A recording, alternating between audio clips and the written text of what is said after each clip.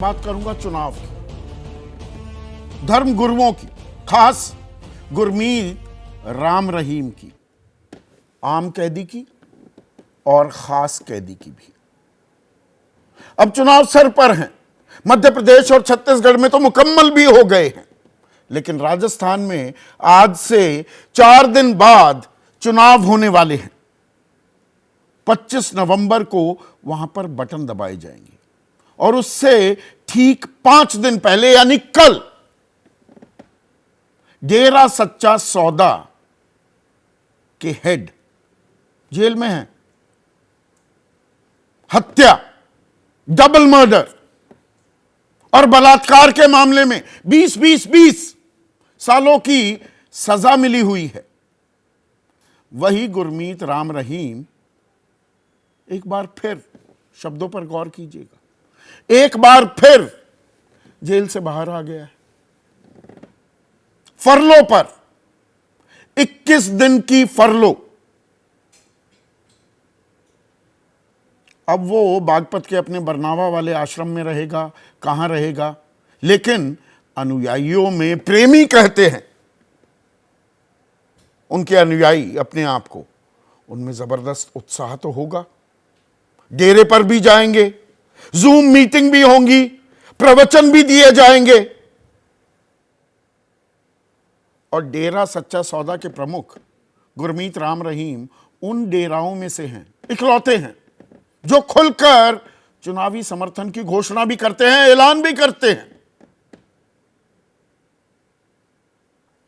अब जो सजा मिली है वो सजा किस लिए, उसकी थोड़ी वानगी आपको बता दूं। 2 अनुयायियों के बलात्कार के मामले में 20 साल की सजा सुनाई पंचकुला की विशेष सीबीआई अदालत ने 2017 में। 2019 में सिरसा के पत्रकार रामचंद्र छत्रपति की हत्या का दोषी ठहराया गया। यह 2002 का मामला है। 2019 में यह सजा सुनाई गई और 2021 में एक और हत्याकांड में दोषी पाया गया गुरमीत राम रहीम को, तो जेल में बंद। पर इसी साल 60 दिन से ज्यादा की पैरोल जमा फरलो मिल चुकी है। पर हम बात कर रहे थे चुनाव की, तो चुनाव का असर क्या होता है कैदियों पर भी। 7 फरवरी 2022, पौने 2 साल पहले आपको ले जा रहा हूं, 1.5 साल मान लीजिए, पौने 2 साल पहले 21 दिन की पैरोल मिली गुरमीत राम रहीम को। पंजाब में विधानसभा चुनाव थे। फिर 7 जून 2022 को फिर से 1 महीने की पैरोल मिल गई। इस बार हरियाणा में नगर निगम चुनाव थे। फिर 14 अक्टूबर 2022 को 40 दिन की पैरोल मिली। हिमाचल प्रदेश में चुनाव थे और अब 21 दिन की पैरोल और राजस्थान में चुनाव। जो ये डेरा सच्चा सौदा है, हरियाणा, पंजाब, हिमाचल, राजस्थान, इन इलाकों में अच्छा खासा दबदबा है। और दबदबा भी कैसा? 6 जिलों में 10 आश्रम हैं राजस्थान के, 3 शहरों में 5 शिक्षण संस्थान हैं। और गुरमीत राम रहीम, दरअसल इसका जन्म स्थान भी श्री गुरुसर मोडिया गांव है। यह श्री गंगानगर राजस्थान में ही आता है। और यहां पर इसी साल 7 फरवरी, बल्कि पहले 1 अक्टूबर से शुरू करता हूं, अभी 1 महीना 20 दिन पहले की बात है, जबरदस्त शक्ति प्रदर्शन किया डेरा सच्चा सौदा के श्रद्धालुओं ने। 10 किलोमीटर का राजधानी जयपुर में जाम भी लग गया था। ऐसा पंडाल खचाखच भर गया था। हजारों लाखों की तादाद में प्रेमी वहां पर इकट्ठा हो गए थे। और 7 फरवरी 2023 को एक मेगा स्वच्छता अभियान भी चलाया था। तो ये क्या वोट हासिल करने का एक जरिया हो गया है? राजनीतिक दल इस्तेमाल करते हैं धर्म गुरुओं का कि आएंगे, अपने समर्थकों को कहेंगे इस तरफ वोट डालिए।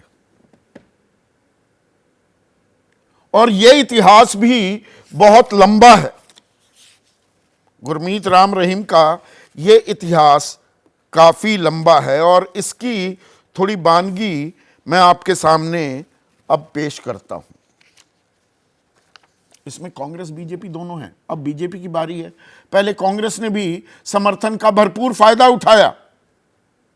2007 में पंजाब में चुनाव थे और खास मालवा इलाके में बहुत दबदबा है डेरा सच्चा सौदा का। कांग्रेस ने खूब गुण गाए, आश्रम के चक्कर लगाए, आशीर्वाद लिया, सहायता मिली, जीत भी हुई। अमरिंदर सिंह मुख्यमंत्री बने, Z+ सिक्योरिटी मिल गई 2008 में। हत्याकांड 2002 के थे, ऐसा नहीं पहले से ही विवादों में नहीं थे। गुरमीत राम रहीम फिर 2012 में आश्वासन लिया अमरिंदर सिंह ने कि जी आप हमें समर्थन देना, पर 2014 में गुरमीत राम रहीम बीजेपी के साथ हो गए। प्रधानमंत्री ने भी प्रशंसा की 2015 में। 2016 में अनिल विज खेल मंत्री थे, 50 लाख का अनुदान दे दिया करोड़ों के आश्रम को, डेरा सच्चा सौदा को। रामविलास शर्मा ये भी मंत्री थे, इन्होंने 51 लाख रुपए दे दिए।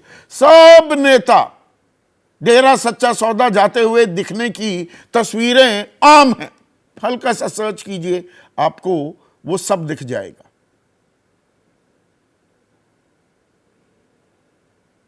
बलात्कार और हत्या का दोषी।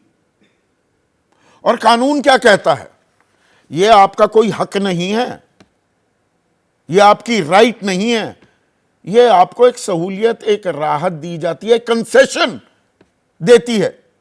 यह हाई कोर्ट ने भी, सुप्रीम कोर्ट ने भी यह बात अंडरलाइन की है, चिन्हित की है, एक बार नहीं कई बार। और साल में दरअसल फरलो 3 बार ही मिल सकती है और साल का अंत आ रहा है और अभी फरलो दी जा रही है। और पैरोल और फरलो, इनका दुरुपयोग तो होता ही है। पैरोल आपको, भाई घर में कोई बीमार हो गया, हारी बीमारी, किसी का इंतकाल हो गया, तब आपको दी जाएगी। फरलो आपको ऐसे ही दी जा सकती है। यह भी अपने आप में यह कानून है। पर यह कानून सबके लिए समानता से लागू होता है क्या? अब आंकड़े बताता हूं। हमारे देश में कुल मिलाकर 5,54,034 कैदी हैं। ये 2021 का लास्ट जो आंकड़ा हमारे पास है, 5.5 लाख मोटा मोटा मान लीजिए। इसमें अंडर ट्रायल कितने हैं? 4,27,165। ये आरोपी हैं, दोषी करार नहीं दिए गए। इनकी तादाद है 4,27,000। छठे नंबर पर हैं हम दुनिया में इस मामले में। और इसमें भी आप देखिए, ये दीवाने आम, दीवाने खास जो चलता है जेल में, 5 साल से ऊपर काट चुके हैं 11,490 अंडर ट्रायल्स। दोषी करार नहीं दिए गए हैं, अदालती कार्रवाई चल रही है। 11,490 लोग दोजख में रहने को मजबूर हैं। 3 से 5 साल वालों में यह तादाद 24,033 की है, 2 से 3 साल में यह 32,000 और 1 से 2 साल 56,000। 1.25 लाख से ज्यादा लोग साल भर से ऊपर ऐसे ही पड़े हुए हैं, दोषी भी करार नहीं दिए गए। पैरोल और फरलो तो बहुत दूर की कौड़ी है, क्योंकि इनमें से अब एक और आंकड़ा आपके सामने मैं पेश कर देता हूं। इनमें से 25%, 4.25 लाख में से 1,07,946 ये तो अनपढ़ हैं। जो अनपढ़ है वो तो कानून भी पूरा नहीं जानता, वकील तो क्या करेगा। और 1,68,420 यानी कि 39%, 39 और 25%, 64% हो जाता है। ये 10वीं से नीचे तक ही पढ़े हुए हैं, 10वीं पास भी नहीं है। तो ये सिक्के की दूसरी तस्वीर। जैसे ही घड़ी का काटा दोपहर 2:30 पे आए, बबीता जी का दिल सास बहू साजिश के लिए मचल जाए। और ये है इनकी बहू, पूरे दिन ऑफिस की टेंशन हो जाए गॉन जब ये करें अपना फेवरेट शो फ्री टाइम पे ऑन। इनकी तरह आप भी देखें अपना फेवरेट शो अपने टाइम पर और डाउनलोड कीजिए एबीपी लाइव ऐप अपने स्मार्ट टीवी पर।